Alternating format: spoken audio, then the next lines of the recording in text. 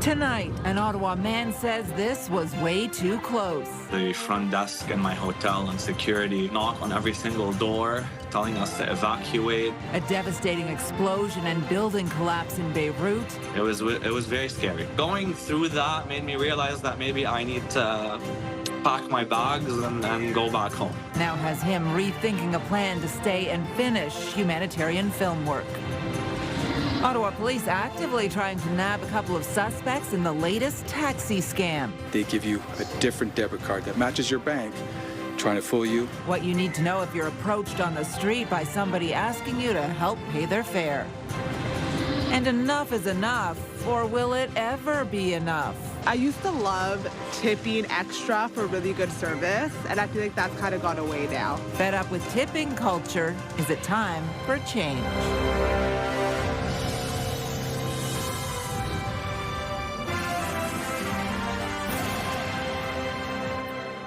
Good evening. We begin tonight with the chaos and uncertainty in Lebanon. An Ottawa man is among the Canadians trying to flee the country as Israel escalates its attacks and airstrikes. CTV's Stefan Keys is in studio with the latest development stuff. Patricia, Ahmad Araji moved to Beirut several months ago and witnessed a blast that leveled a nearby building within seconds. He says he never imagined he'd find himself in a situation like this one and describes the chaos that followed. A wave of Israeli airstrikes, and this one is among the latest in Lebanon. An apartment building in Beirut targeted because it was believed to house members of Hezbollah.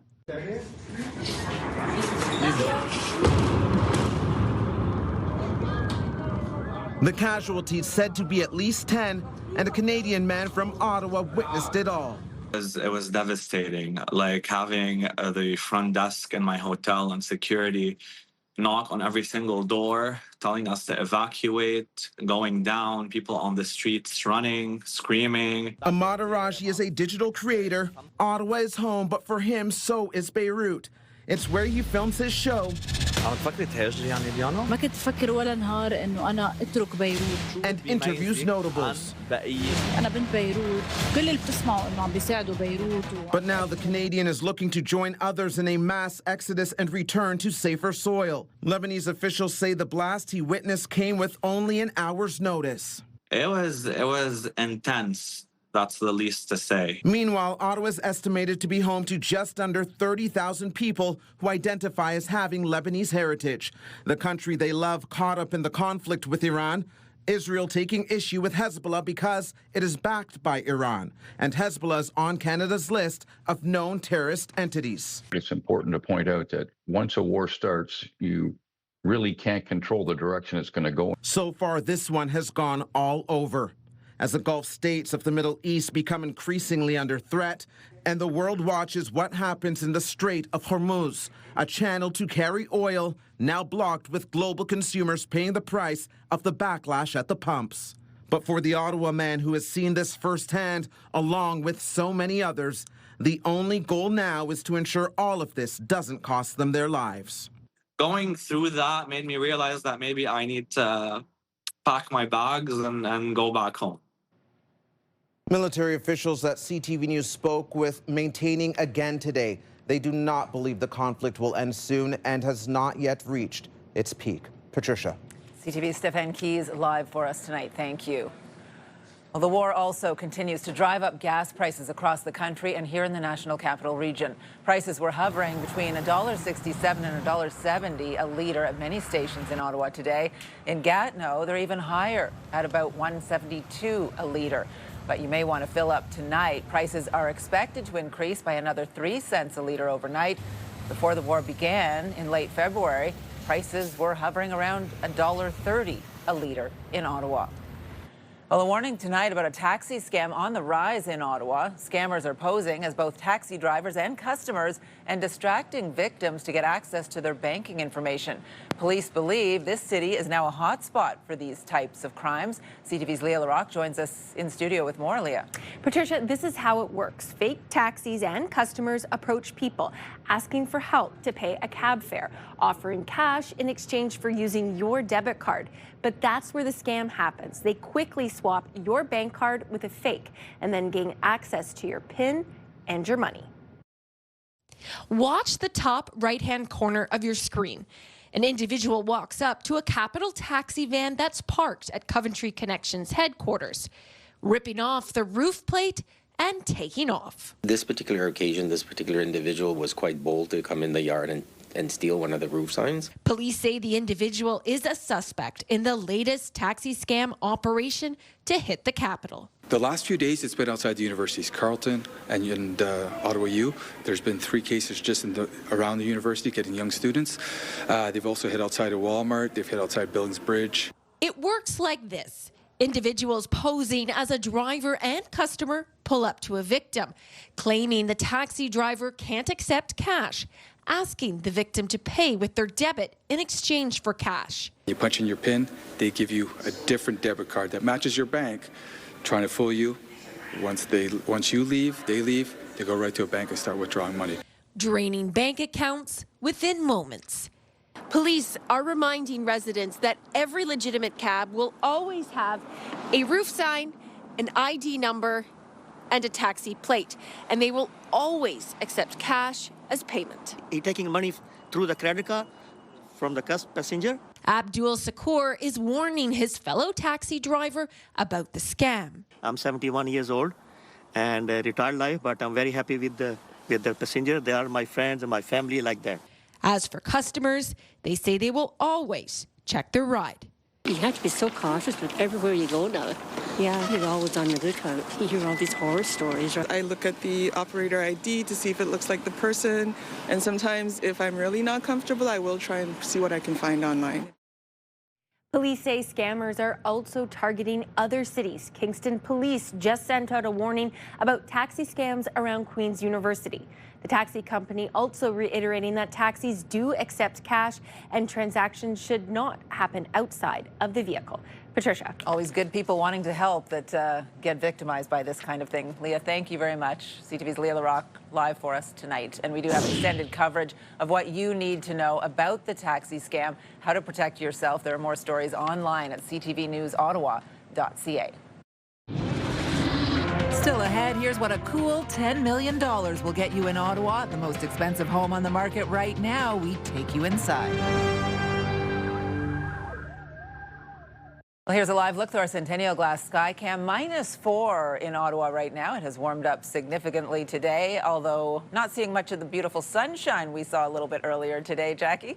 No, Patricia, but I'm glad we got some earlier this morning because it will be a couple days till we see the return of some sunshine. But let's stick with the warming trend that we are anticipating. By the weekend, we are going to be above the freezing mark. Right now, though, about -4, -5 in Bancroft, -4 along the Seaway. There is a chance we could see some flurries already moving in through eastern Ontario, but it is very, very light. We are anticipating more snow and a mix of rain heading into a region for tomorrow. So 7 a.m., slight chance of flurries, -4 to kick things off. We are getting to a daytime high of 2 degrees. And as temperatures start to warm, we could see the snow transition into rain. But again, very light, 1 to 2 centimeters at most. And this gives you a better idea of when we can anticipate it. By Thursday morning, it's just going to be north of Ottawa. It's really around the noon hour to 3 p.m. that we could see the scattered flurries moving through, even some isolated showers and perhaps some freezing rain by Renfrew as well as parts of Kingston. We'll get a closer look at your long-term forecast in just a bit. Patricia. Thank you. A section of Highway 17 in Renfrew is closed tonight after a crash. Ontario Provincial Police say the driver of a tractor-trailer crashed near the Bonnechere River Bridge on Highway 17 around 1:45 this afternoon. Police say that crash resulted in an oil spill, which crews are now working to contain. The driver of the truck was taken to hospital as a precaution. No other vehicles were involved in the crash. Highway 17 is currently closed in both directions between Bruce Street and Highway 60. The trial for the Ottawa pair accused of killing a 7-week-old baby continued today. Bravey Booth, the baby's mother, and her former boyfriend, Patrick O'Connor, are charged with second-degree murder. Both have pleaded not guilty. Court heard testimony today from a police officer who secured the scene and another who observed Booth at the hospital following the baby's death in October 2021. The jury is also expected to hear testimony about the baby's injuries from a forensic pathologist. The trial is expected to last 8 weeks. Well, the war in Iran is already having an impact on the global economy, and the Bank of Canada is now saying definitively inflation is going up, announcing today it's holding its key interest rate steady. CTV's Annie Bergeron-Oliver has more. It didn't take long for the war in Iran to boost the price at the pumps and kickstart an energy-driven consumer squeeze the Bank of Canada says is fueling inflation. The issue for us is not really the immediate increase in inflation. We know that's going to happen. It's does that start to get generalized, start to spread, start to look more persistent? The bank says it will work to make sure that doesn't happen, but warns the longer the war goes on, the wider the impacts on the economy that right now is weaker than the bank projected. Growth is slower, the job market is soft, and exports are lower than expected. Normally, I think people would be thinking, well, you know, Canada needs some interest rate relief here. But once Mr. Trump started firing guns off in the Middle East, we knew that wasn't going to happen. For now, the bank says the economy is being tugged in different directions by rising inflation and slowing growth. So it's taking a wait-and-see approach and holding steady at 2.25%. Economic weakness combined with rising inflation is a dilemma for central banks.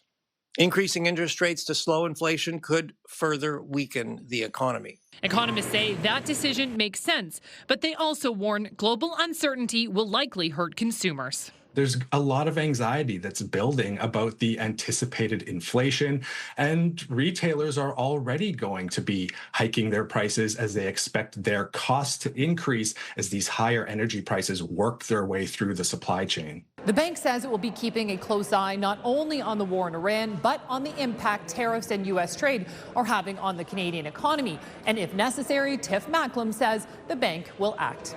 Annie Bergeron-Oliver, CTV News, Ottawa. Tipping used to be a no-brainer for many of us. You leave a little extra money for good service. Now there's an expectation to leave a tip in places where it was not expected before. And a new survey suggests Canadians are fed up, with the majority wanting to get rid of tipping culture altogether.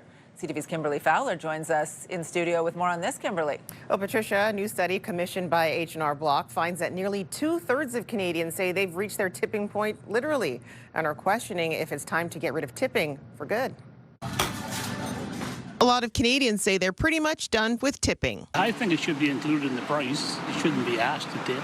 Just because you're doing your job doesn't mean you need to be tipped for doing your job. Many businesses implemented suggesting tipping options during the pandemic, but now the expectation to leave a tip has some customers saying it's gone too far. I used to love tipping extra for really good service, and I feel like that's kind of gone away now. Even for bare minimum service, they expect 18-20%. And they're not alone. A new survey by H&R Block finds 2/3 of Canadians want to do away with the practice. And nearly 9 out of 10 people say they resent businesses that ask for tips at places where they don't feel tipping is necessary. And 4 out of 10 people say they avoid going to places that ask for tips at the register, like fast food places, coffee shops, or self-service counters. I go to Chuck's here quite a bit. They don't ask for a tip, and the service is fantastic. At Chuck's Deli and Convenience at train yards, tips aren't expected, but appreciated. They have a tip jar, which is optional at the counter, which I do quite often with them because the ladies are fabulous. The owner believes all tips should be left up to his customers. Some good customers like to, and some people they don't. They walk out without tipping. One guy, construction worker guys, he grabbed a $50 and he put it for the lady. So, you never know. Chicken, pickle, vegetable? But getting rid of tipping could affect the day-to-day operations in the service industry, and at restaurants, it could mean higher prices for customers to offset the loss of income to employees. I would assume it would be included in the price. I mean, minimum wage is quite high already, so if tipping were to be taken away, I don't know what that would look like. I don't know what the workforce would look like for that. But many say the tip options make them feel guilty or pressured. Even though we feel annoyed by this question for the tip on the machine, 57% of us, so more than half of us, will give a tip anyway. And many people we spoke to today say they've noticed the expectation of how much to tip continues to go up, with many businesses having the minimum option to tip starting at 20%. Patricia. Big numbers. All right, CTV's Kimberly Fowler live for us tonight. Thank you. Well, the Queen's Park now, where statues on the grounds of the Legislature will soon be covered in protective wrapping. It comes after a monument was defaced during a protest earlier this month. CTV's Queen's Park Bureau Chief Siobhan Morris reports. The grounds of Queen's Park are home to monuments to all kinds of figures of history. Former prime ministers, longtime premiers, lieutenant governors, and fathers of Confederation. This statue of George Brown was badly damaged earlier this month. Graffiti filled with expletives directed at the premier, not entirely scrubbed away. Whatever was used was stubborn. And so the cost was a little bit more, and it took a little bit longer than normal. It was in excess of $5,000, and that's public taxpayer money. The vandalism came at the tail end of a student protest against changes to OSAP. The same group is planning an even bigger demonstration next week, just after MPPs return to the legislature. So we're taking preemptive measures to prevent any damage to any graffiti on our statues on the grounds. We're going to wrap them temporarily. That was the advice of the Sergeant-at-Arms in charge of keeping Queen's Park safe. The Speaker and the Premier say they're not trying to deter demonstrators. Anyone who wants to protest, you come to Queen's Park, do cartwheels, jump up and down, whatever you want to do not vandalize. Do not vandalize those statues. They're historic. And if you do, you're going to get charged. One person was charged with defacing the George Brown statue at the last protest. A second charged with assault for allegedly spitting on a police officer. One of the organizers of that rally believes that police went too far and sees steps to wrap monuments as repressive. Students have every right to protest and to take on a multitude of forms of protest, and it feels like a measure taken to sort of, protect the space and protect capital as opposed to, allowing for dissent. The leader of the opposition says students worried about graduating deep in debt are right to be angry. The government could solve this problem by coming out and actually reversing the OSAP cuts. We wouldn't have a rally next week. I won't have to introduce a motion to get them to reverse the OSAP cuts. And Balaja says no one from the government's been willing to talk. So on Tuesday, we're excited to be louder, we're excited to be bigger, and we're excited to be better. The students! Hoping politicians will be forced to hear them. Siobhan Morris, CTV News. CTV News apologizes to Adventures Abroad for its story last week, which contained incomplete details about a canceled trip to Egypt by one of its clients. An Ottawa man who sought a refund or credit after the trip was canceled due to the expanding hostilities. Our initial online version of the story contained an incorrect headline saying the client was not reimbursed. In fact, Adventures Abroad has issued a credit to him for future travel. CTV News did not reflect the fact the company was making efforts before our inquiries to arrange a refund or credit. The story did not report the difficulties faced by the company to return stranded travelers home as the situation deteriorated. CTV News also reported an incorrect amount of cash discount available to clients paying through money transfer, which is standard in the travel industry. Well, we are getting a look inside tonight at the most expensive home for sale in Ottawa right now, priced at nearly $10 million. It could become the most expensive home in the city's history. The property is located at 1 DeLong Drive in Ottawa's Beacon Hill North area. CTV's Dylan Dyson takes us on a tour. A steam shower in this full bathroom. This could be a bedroom with a window and a closet, but it's a Formula One Porsche simulator like I've never seen. And this gym, the equipment, I've never seen this. This house is truly one of a kind. It's a showpiece. It's something you would be proud to entertain. At 1 DeLong Drive in Ottawa's Rothwell Heights neighborhood, this home listed for just under $10 million.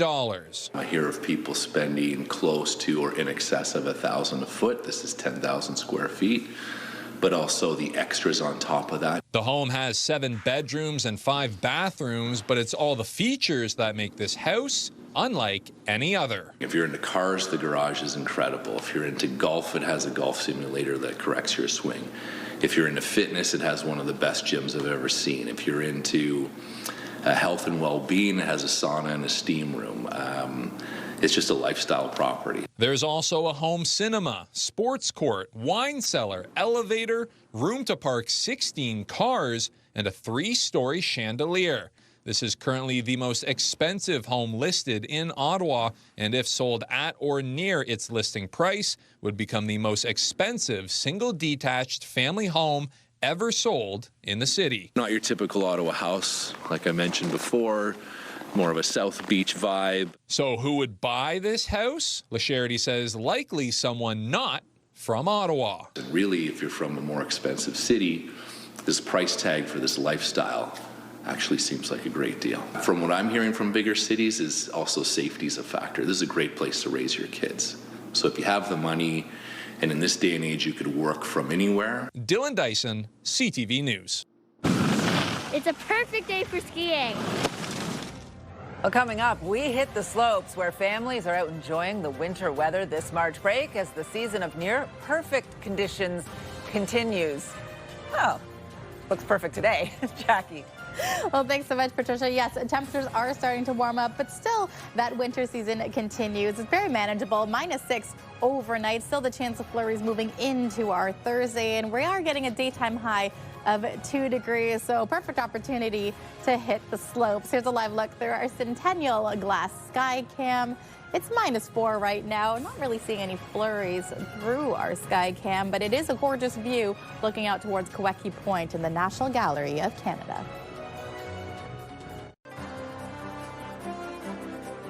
Today's snow report brought to you by Sommet Edelweiss, where happiness falls from the sky.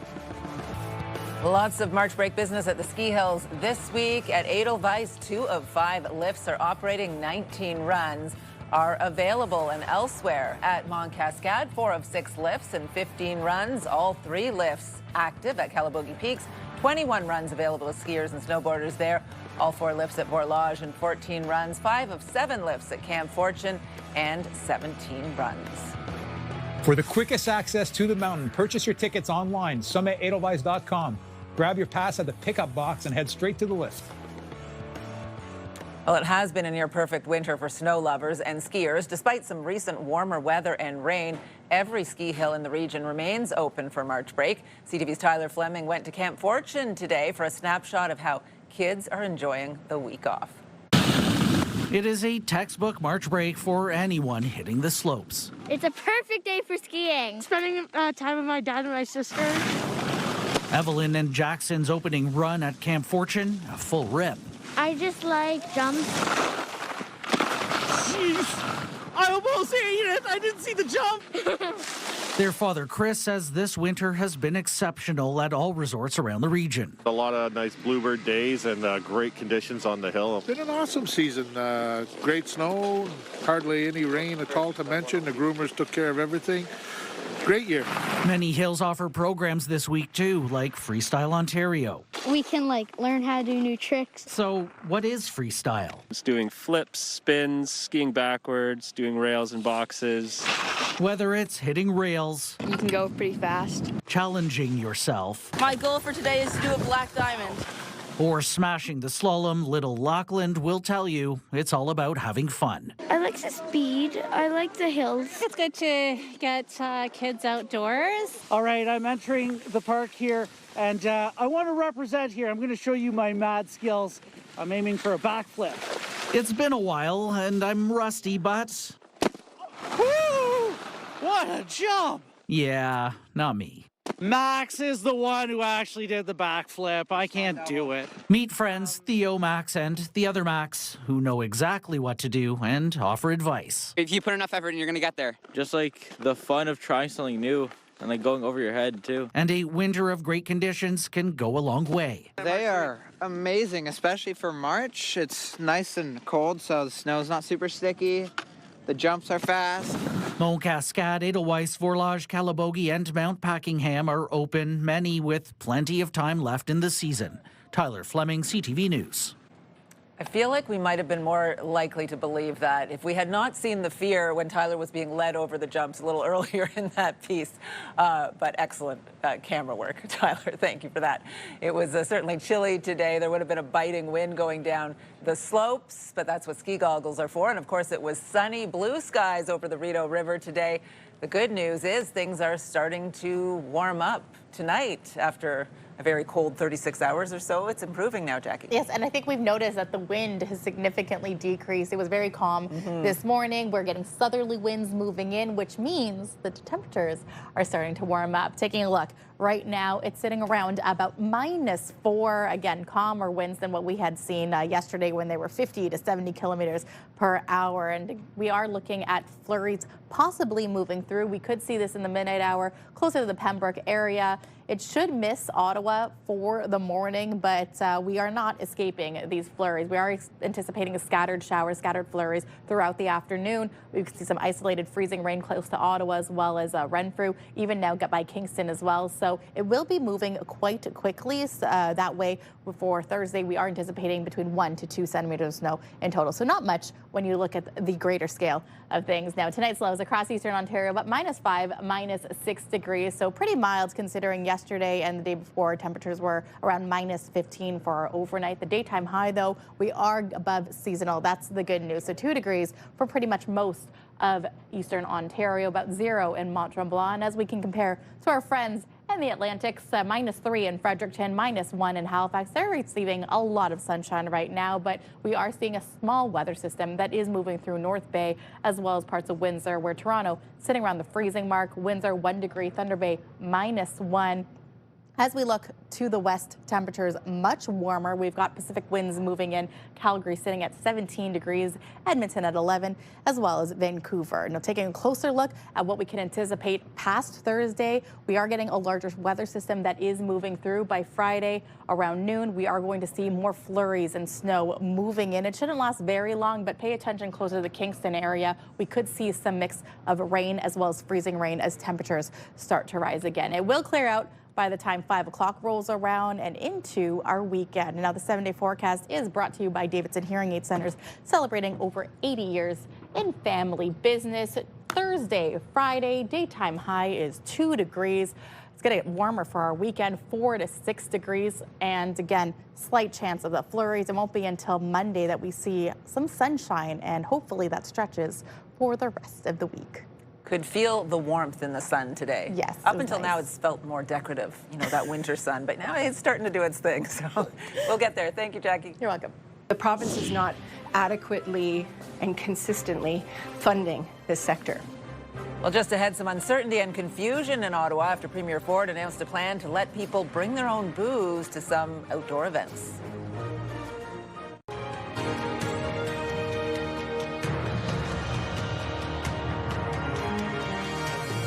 The Ford government's plan to allow people to bring their own booze to some outdoor events is sparking plenty of reaction, but also some concerns from businesses and festivals.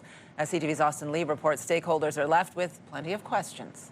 From weddings to farmers markets, bringing specialty cocktails straight to the event is what Alex Mogridge and Andrew McDonald do best. Fairs, festivals, divorce parties, you name it. The pair operates the Thirst Responder, but Doug Ford's plan to allow event goers at some farmers markets and neighborhood festivals to bring their own booze is sparking questions. Who will ensure people are drinking responsibly, and which events will apply for a permit? I think I have my ear to the ground when it comes to innovations and things that are happening. I didn't see this coming. Mogridge and McDonald see the move as a step in the right direction, and they say they don't expect it to impact their business. It's only going to change how we operate if festivals or like the street market that we do at Parkdale decides to opt for that option to allow people to bring in their own alcohol. You can bring a lukewarm six-pack to an outdoor event, but you can't bring a mobile 30-year-old retrofitted fire truck. The city would still have to pass a bylaw to allow the new BYOB rules. Ottawa Festival Network Executive Director Tara Shannon says stakeholders are confused about how this will all play out. There will be an economic impact to the festival producers if we don't thoughtfully and methodically implement this policy. Instead of allowing people to bring their own booze to events, Shannon says what festivals really need is more support from the province. Our sector is very vulnerable right now financially. They're still recovering. Their operating costs are up by 30-40%. The province is not adequately and consistently funding this sector. For now, there's little more to do other than wait for more clarity. Is this going to affect business? Is it going to help business? A lot of the questions I have myself and a lot of unknowns, but I think my staff are excited. Austin Lee, CTV News. Now, some other stories you need to know right now. We're getting a look tonight at the most canceled bus routes in the capital. And the top 3 have remained relatively the same over the past month. Once again, Route 12 had the most canceled trips during the first week of March. It runs between Tunney's Pasture and Blair Station. 2 other downtown bus routes continue to remain among the top 3, route number 6 and 7. Fewer U.S. travelers are passing through the Ottawa airport so far this year. New data shows fewer passengers coming from or going to the United States passing through Ottawa compared to 2025. The Ottawa airport says it's seeing an increase in travelers flying to Europe and other international destinations. Play it back. 67's getting fancy again. Here's Vandenberg all the way across. They score!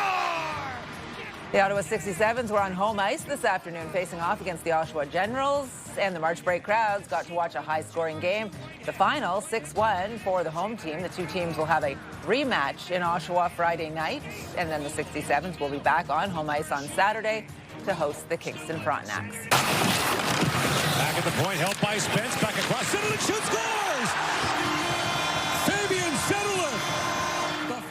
It is game day for the Ottawa Senators. The team is hoping to keep the winning streak alive after two back-to-back wins at home over the weekend. Tonight they're in Washington taking on the Capitals. Puck drop is 7:30. The Sens come back home tomorrow to host the New York Islanders at the CTC. Leslie in for backup, drop pass, Leslie shoots and scores! The Charge are also on the road tonight, facing off against the Minnesota Frost. They are coming off an overtime win against the Vancouver Golden Knights on Saturday. Puck drop tonight, 7 p.m. You can watch that game on TSN. They took her in saying that they need to fingerprint her to get more information, and she never came back out. Just ahead, a family is speaking out tonight after a Canadian mother and her 7-year-old daughter who has autism were taken to an ICE detention center. Get the latest live local breaking news. Sign up now for our morning and evening CTV News Ottawa newsletter. The best local content from CTV News, Your Morning Ottawa, and News Talk 580 CFRA. Get it all in one place. Sign up now at ctvnewsottawa.ca. The CTV News Ottawa newsletter is brought to you in part by CAA Business.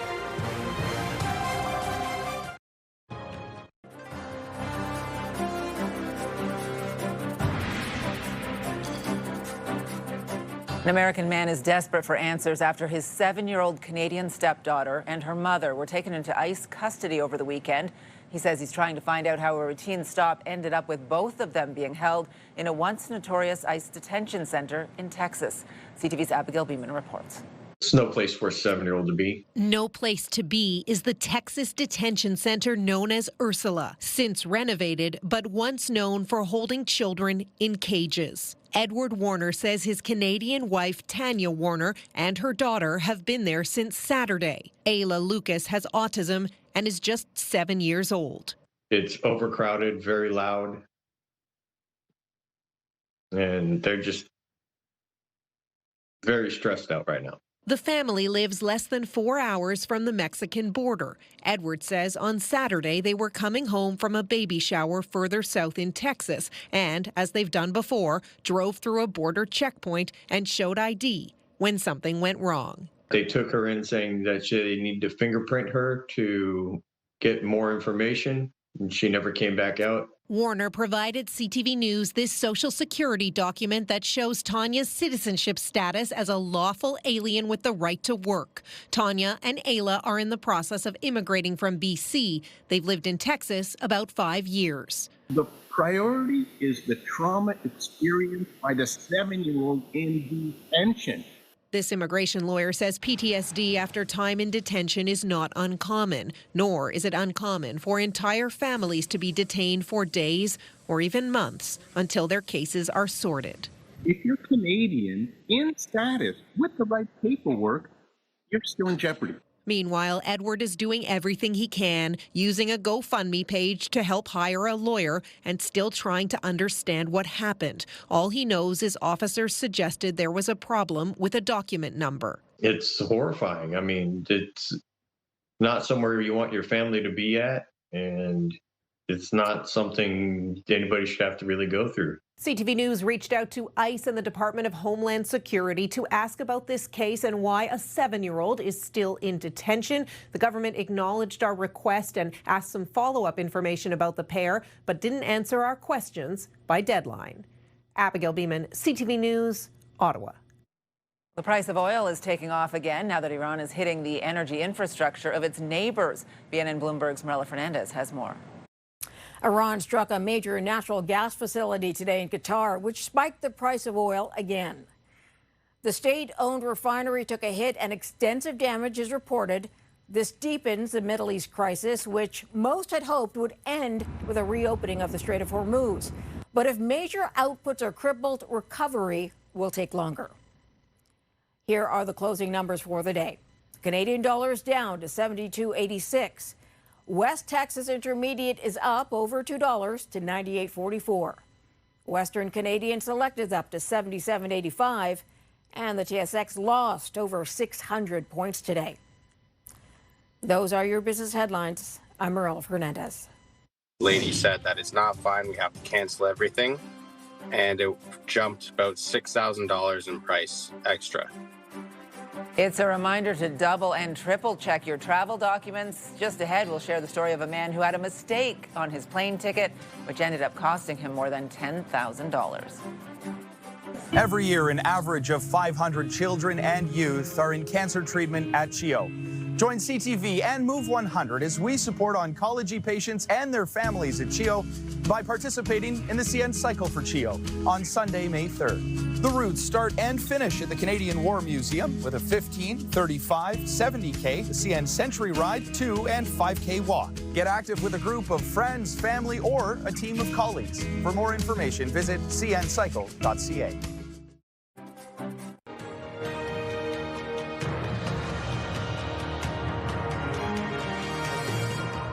If you're planning a flight, you have to be extremely careful that information is entered correctly, or it can lead to problems at the airport.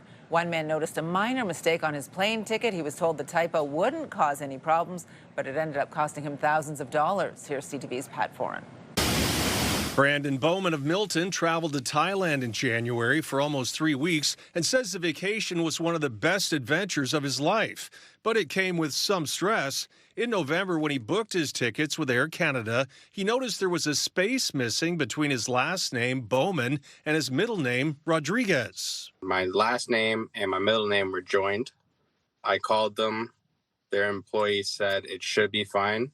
The return ticket to Thailand cost him almost $5,000. 2 days before his flight, he thought he should check in to make sure everything was okay. That's when he got a different answer from a different person. The next employee I got, the lady said that it's not fine. We have to cancel everything. And it jumped about $6,000 in price extra. His name was corrected on the new ticket. He was flying business class, and on short notice, the new price required to board was now over $11,000. He felt he had to go through with the trip as he had planned it for months and prepaid for many tours and outings. Because I couldn't cancel the flight, I booked the time off from work. I did flights within the country I was going to and excursions and hotels. Bowman enjoyed his vacation, but when he got home, he felt he should be compensated since he did check with Air Canada if his ticket would be valid with the missing space. When CTV News reached out to the airline, it said passengers should always check the booking confirmation immediately after they purchase a ticket to be sure all information is correct, including the itinerary, travel dates, and name spellings. But Air Canada added, the customer should have been advised more clearly about his options during the initial call, which would have remedied this situation. So we have refunded the difference. Air Canada just returned over $6,000 to Bowman, which was great news for him. Thank you, CTV, and thank you, Pat Foran, for being behind my back for this. I'm so happy I got the money back. Thank you so much. Pat Foran, CTV News. I was going to ask you, Hollander, will you come to my cottage this summer? Don't go to Russia. Coming up, the Ottawa Charge have a special request for the heated rivalry co-stars, saving some space for them at an upcoming game. Jackie. Well, thanks so much, Patricia. Let's take a look at our weekend outlook, shall we? Thursday, 2 degrees. It's going to be the daytime high. Friday, 2 degrees as well. Saturday, things are going to warm up to about 4 degrees, but again, we have a little bit of precipitation in our forecast. None for what we have right now. Here's a live look through our Centennial Glass Sky Cam. It is quite a gloomy day, though. Not much of that sunshine in the afternoon. More cloud cover. -4 is the current temperature, and we are looking over Spark Street.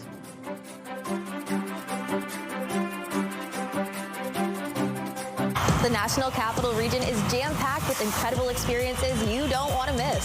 Hey, I'm Tanea Taylor, your iHeartRadio Weekender, powered by Barhaven Ford. Get the inside scoop on all the biggest and best events every Thursday, Friday, and Saturday on CTV, Move 100, Pure Country 94, TSN 1200, and News Talk 580 CFRA. iHeartRadio Weekenders is powered by Barhaven Ford, Ottawa's newest and largest Ford dealership, and Ontario's #1 Ford EV dealer. Pure Country 94. Losing Texas, I can tell. Ottawa's home for the best country music. Listen for your chance to win $50,000 with Pure Country's big $50K payday. You're watching CTV News with Patricia Boal.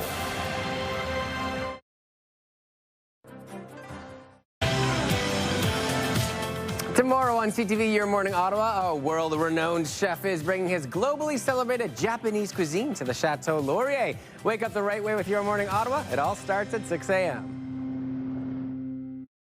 Hairstyles, courtesy of Salon Fiorella. Here's what's on CTV tonight. E-Talk, Scrubs, The Masked Singer, Fear Factor, House of Fear, and Shark Tank. And here's a recap of the top stories we are following right now. People on the streets running, screaming. It was intense. That's the least to say. It was very scary. An Ottawa man now looking to get out of the Lebanese capital of Beirut following an Israeli attack that leveled a building, killing multiple people. You punch in your PIN, they give you a different debit card that matches your bank, trying to fool you. Once you leave, they go right to a bank and start withdrawing money. Ottawa police are sounding the alarm about a taxi scam operating in the city involving fake taxis and theft of people's credit and debit cards. I used to love tipping extra for really good service, and I feel like that's kind of gone away now. A new survey finding a majority of Canadians are fed up with tipping, with many wanting to get rid of the practice altogether. I want to take a final look on the weather, which is warming up and improving a little bit into the rest of the week. Some flurries in there, though. That's right. We started off this morning very cold, but things are warming up. But with this will come some flurries moving through. So take a look at this. We will see some lingering early Thursday morning, but it should stay north of Ottawa. Most of it, the scattered flurries will happen around the 3 o'clock hour, where, yes, we could see some freezing rain as well as rain isolated showers around Kingston as well as Ottawa and just south of Renfrew. Taking a look at wake-up weather conditions, -4 to kick things off. We're getting to a daytime high about 2 degrees. This will carry on into our Friday. Not quite looking like the first day of spring with the flurries forecasted for Friday as well as Saturday into Sunday, but 6 degrees. I'm liking that. Let's ignore the -12 overnight lows into Monday because it will turn our daytime high to 2 degrees. But Monday, Tuesday, Wednesday, lots of sunshine is in store. Lots of pluses. Yes. Good stuff. I heard sunshine. Check in. Yes, Good. sunshine. We want to see what our team is working on for tonight. Stefan Keys is here, likes the sunshine during the day, here in our dark newsroom at night. Certainly, Patricia, the Premier finding himself in hot water with one group accusing him of making defamatory online statements about them. So if you joined us for late night news ahead of the weekend, you may have caught a story about Doug Ford trying to put an injunction on an annual rally that supports the Palestinian people. But now Toronto's Al-Quds Committee is filing a cease and desist order against him, the Premier. The day before the rally, Premier Ford described the event as a, quote, breeding ground for hate and anti-Semitism. Those words turning into legal fighting words, with the group now making several demands of their own. Join us for the full details tonight at 11:30. Patricia. All right, good stuff. Thank you. And finally for us tonight, the Ottawa Charge putting out an official invitation to the stars of heated rivalry, hoping they will go from the cottage to the stadium. I was going to ask you, Hollander, will you come to my cottage this summer? Don't go to Russia. Come to my house. We'll have so much fun. It's so private. What's he going to say? We know. The Charge posting on social media, having some fun, playing off that much-loved scene in the hugely popular Crave show. The team is inviting the show's co-stars, Hudson Williams and Connor Story, to an upcoming game here in the capital against the Montreal Victoire. It will be Ottawa's only game this season that will be played at the cottagey Canadian Tire Centre. It's happening on April 3rd. There is no word yet on whether Story and Williams will attend.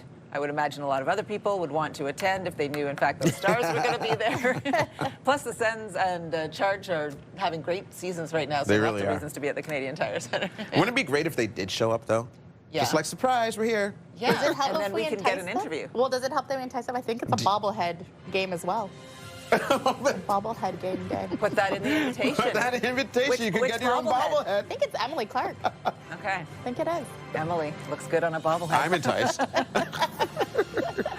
Hope to see you there. Have a good night, everyone.